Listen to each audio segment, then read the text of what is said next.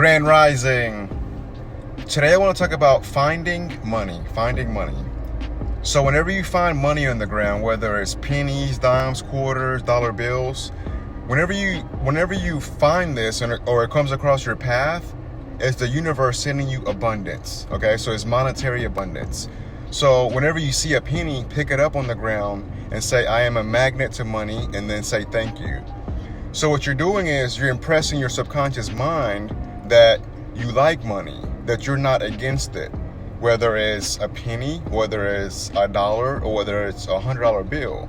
So anytime you find money, you want to be grateful for it, and you want to carry yourself with the concept that it is a lot of money. It's abundance. So the universe does not know whether you're getting a penny or whether you're getting $10,000. So be grateful.